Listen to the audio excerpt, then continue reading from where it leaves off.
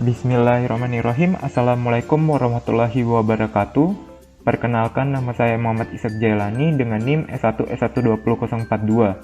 Di sini saya akan menjelaskan mengenai jawaban dari soal ini.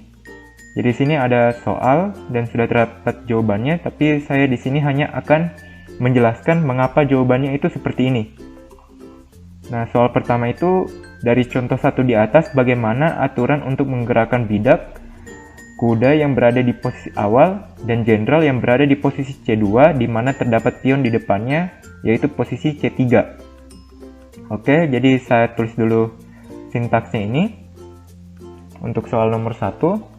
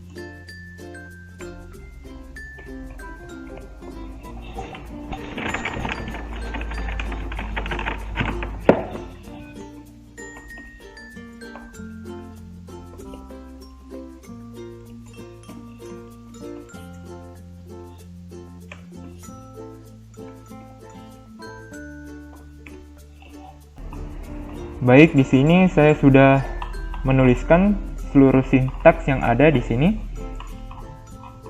Jadi di sini saya akan mulai penjelasannya, tetapi sebelum itu saya akan mengubah sedikit beberapa pernyataan yang ada di soal nomor 1. Yang bagian ini, else if A sama dengan 3. Nah, di sini dikatakan bahwa posisi awal kuda itu adalah F3 atau G3. Tapi masalahnya adalah posisi kuda itu kemungkinannya ada di G3, F3 atau H3. Jadi G3 itu tidak bisa, karena seperti yang kita ketahui bahwa kuda itu jalannya L. Jadi kemungkinannya dari sini itu ke F3 atau ke H3. Oke? Jadi itu saja yang saya akan perbarui sedikit. Berhubung di sini juga dikatakan bahwa posisi awal kuda itu adalah G1, jadi itu sudah pasti cuman F3 dan H3. Nah, itu saja perubahan yang saya lakukan dari soalnya. Nah, sekarang saya akan menjelaskan beberapa hal mengenai soal 1 ini. Nah, seperti yang kita ketahui bahwa soal 1 ini menjelaskan mengenai pergerakan kuda. Jadi di sini F'1 untuk soal kuda dan F'2 untuk soal jenderal.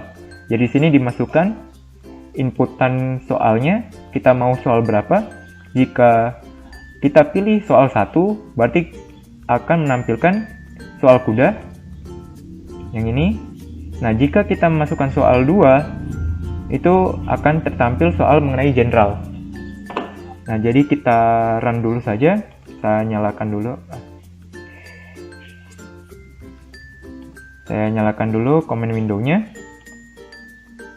Jadi di sini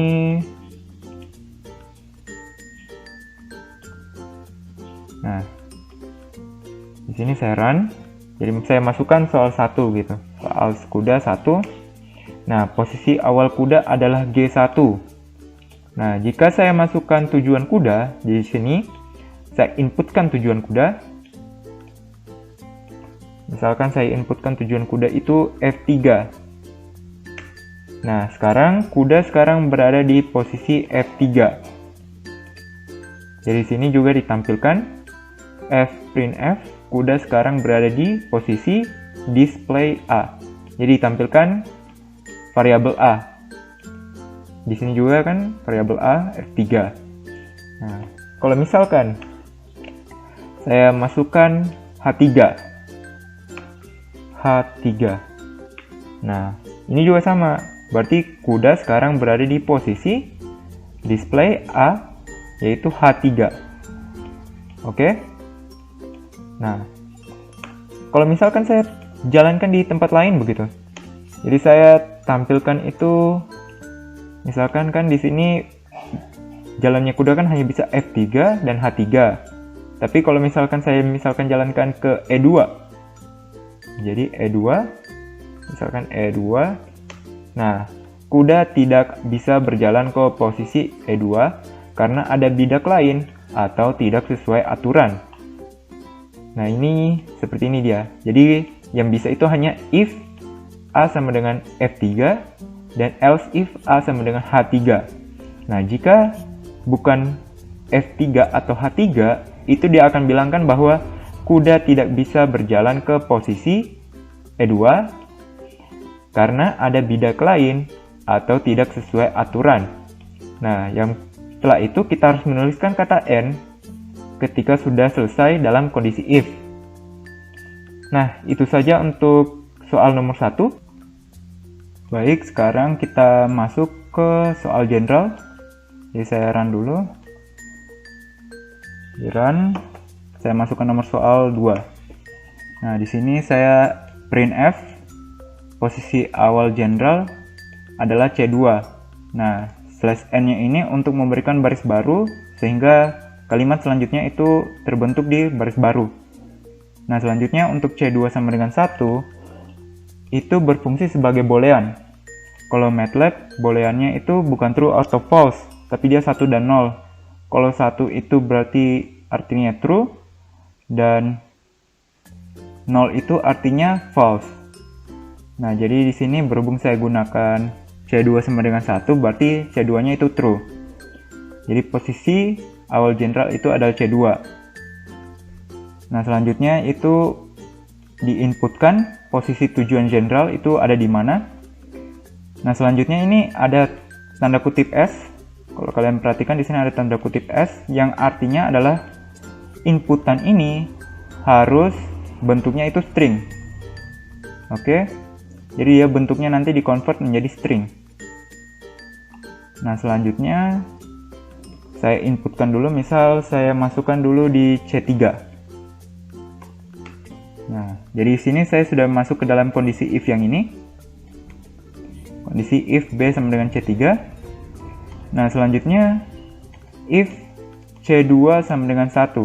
Jadi posisi awalnya itu general itu ada di C2. Nah, lalu dikatakanlah bahwa terdapat pion di C3 yang harus dipindahkan ke C4. Jadi misalkan generalnya itu ada di sini, C2. Nah, ada pion juga di sini, C3-nya. Nah, yang artinya otomatis pilihannya cuma 2. Generalnya itu masih tetap harus di C2 atau C3-nya nanti dimajukan ke C4 sehingga generalnya itu bisa maju ke C3. Nah, jadi jika saya misalkan pindahkan pion ke C3. Nah, pion tidak berpindah dan general tetap di C3.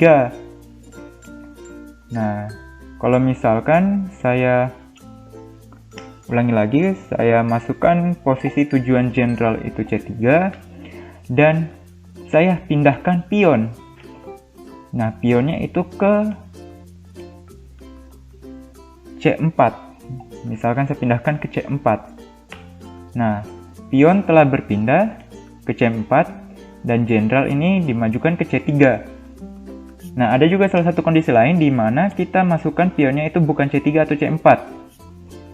Nah, tapi kan kalau dilihat dari sini, misalkan ada pion di sini, berarti hanya bisa maju satu langkah ke C4. Jadi tidak bisa berpindah ke tempat lain sesuai dengan aturan catur. Jadi kalau misalkan dimasukkan inputan yang lain, nanti dia akan dibilangkan pion tidak bisa berpindah ke situ.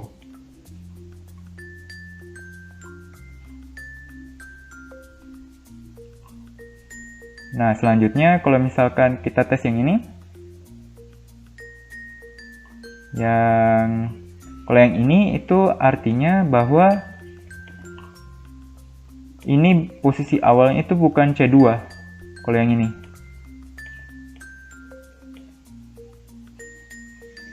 posisi awalnya itu bukan C2, jadi dia bisa berpindah ke beberapa tempat selain yang ini. Jadi posisi awalnya, intinya yang kalau yang ini itu jika posisi awalnya itu bukan C2. Jadi C2-nya itu false. Oke. Nah, selanjutnya itu jika misalkan kita pindahkan ke C4. Nah, kalau misalkan kita pindahkan ke C4, dari C2 ke C4, itu kan tadi sudah pindah ya. Sudah pindah pionnya ke C4. Tadi kita habis pindahkan dari C3 ke C4. Jadi kalau misalkan dari C3 kita pindahkan lagi ke C4, jenderalnya itu tidak bisa. Jadi misalkan kita tes saja ya, masukkan posisi jenderal, kita masukkan C4. Nah, ini tidak bisa. Jenderal tidak bisa ke C4 karena terhalang oleh pion. Nah, selanjutnya kalau untuk pilihan-pilihan lainnya itu saya sesuaikan dengan ini. Jadi kayak B3, A4, D3. Nah, B3 itu kan di sini. A4 itu di sini. D3 juga di sini. Jadi yang sesuai dengan jalur putih ini. Sesuai dengan jalur putih ini. Karena dari posisi awalnya itu C2. Jadi E4, F5, G6, H7, D1, H7. Habis itu D1 juga. Jadi semuanya yang penting jalur putih ini yang dimaksud, bahwa jenderalnya bisa ke situ. Nah, tapi jika dimasukkan ke yang lain, jadi misalkan saya clear screen dulu. Jadi misalkan saya masukkan posisi tujuan jenderal itu bukan yang jalur putih ini. Misalkan saya masukkan ke E3 yang memang bukan ketentuannya di dalam catur begitu. Nah, jenderal tidak bisa berjalan ke posisi E3 karena tidak sesuai aturan. Karena memang jenderal tidak bisa jalan ke sana. Nah, selanjutnya di sini juga telah dibuatkan kondisi di mana tidak terdapat nomor soalnya. Jadi di sini kan hanya terdapat 2. Yang pertama itu soal kuda, yang kedua itu soal jenderal. Nah, misalkan kita masukkan nomor soal itu 3.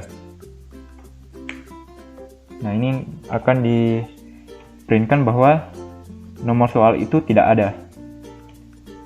Nah, selanjutnya soal nomor 2.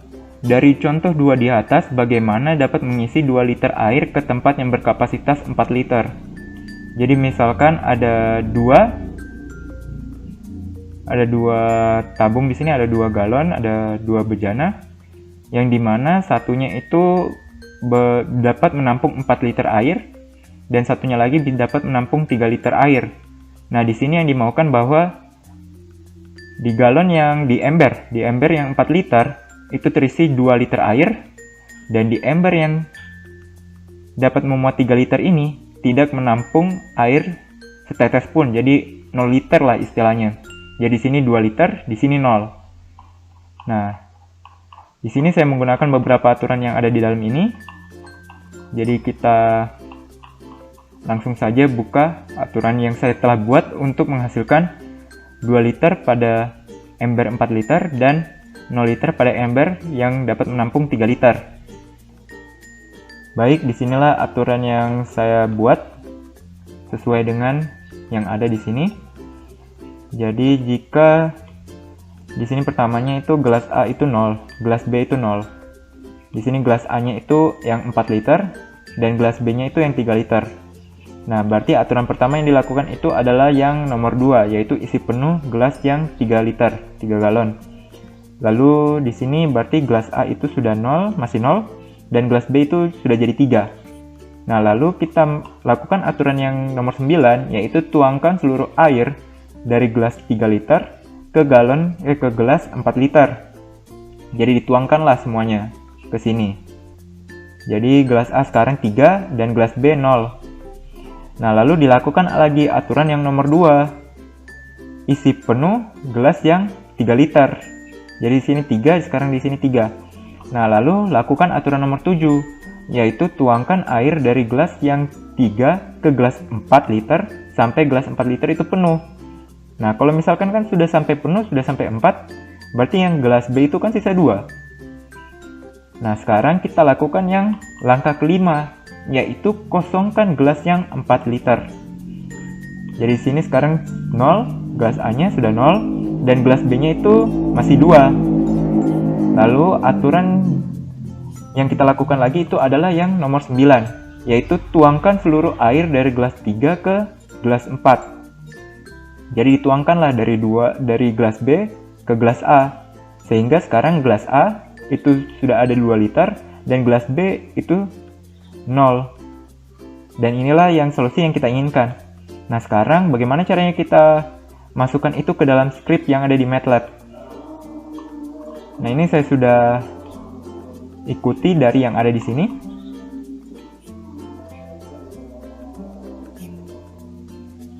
Yang ada di sini. Nah, sekarang saya tinggal jalankan saja. Nanti saya jelaskan bagaimana kenapa seperti ini. Nah, jadi misalkan di sini maaf. Jadi di sini sudah ada script yang saya buat. Di sini A sama dengan input volume gelas A. Jadi A-nya ini akan menampung variabel dari ini. A-nya itu adalah variabel yang akan menampung nilai dari volume gelas A. Nah, berhubung volume gelas A itu 4 dan B yang ini itu menampung angka dari volume gelas B, yaitu 3. Karena gelas A itu yang gelas 4 liter dan gelas B itu gelas yang 3 liter. Nah, Z-nya ini akan menampung nilai dari gelas A yang kita inginkan, yaitu 2. Nah, seperti ini dia tampilannya. Jadi sudah sesuai dengan hasil, yaitu gelas A sama dengan 2 dan gelas B sama dengan 0. Tapi kenapa bisa seperti ini? Nah, sekarang saya akan jelaskan mengenai alasannya. Nah, pertama-tama kita inisialisasikan dulu mengenai X dan Y. X itu adalah nilai awal dari A dan Y itu adalah nilai awal dari B, yaitu 0. Jadi ini X sama dengan 0 dan Y sama dengan 0. Nah, di percobaan pertama, ini X-nya itu adalah kurang dari A. Jadi di sini X-nya itu masih 0 dan A-nya itu 4. Nah, Y-nya ini juga masih 0.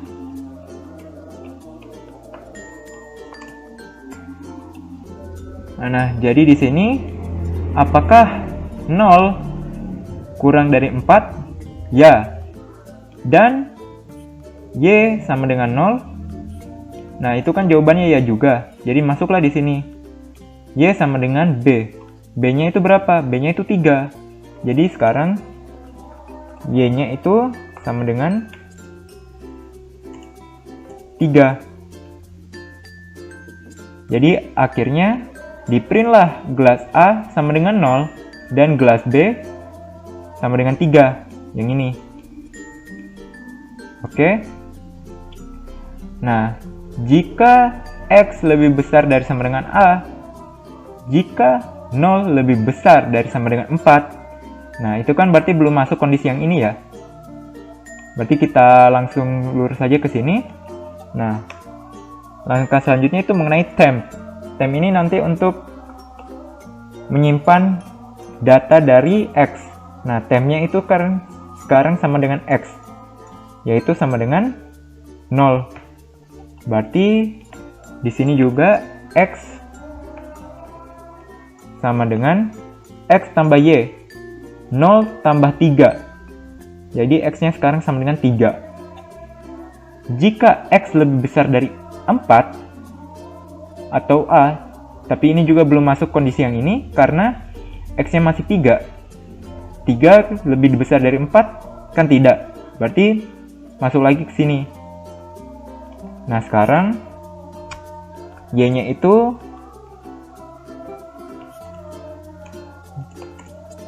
sama dengan 3 dikurang dengan X kurang temp. X-nya sekarang itu 3 dan tempnya itu 0. Berarti X ke Y-nya sekarang itu sama dengan 0. Oleh karena itu di-printlah gelas A sama dengan 3 dan gelas B sama dengan 0. karena X dan Y ini merupakan perwujudan dari gelas A dan gelas B. Nah, berhubung X tidak sama dengan Z, yaitu X-nya itu masih 3 dan Z-nya itu adalah 2, maka diulangilah lagi. Jika X kurang dari A, nah sekarang X-nya sudah 3, jadi 3 kurang dari 4, ya, dan Y sama dengan 0, ya, berarti Y-nya itu sama dengan 3, maka di-printlah lagi yang ini. Gelas A sama dengan 3, dan gelas B sama dengan 3. Jika X lebih dari sama dengan A, 3 lebih dari sama dengan 4, itu kan masih belum, berarti kondisi yang ini belum masuk. Nah, lalu temp sama dengan X.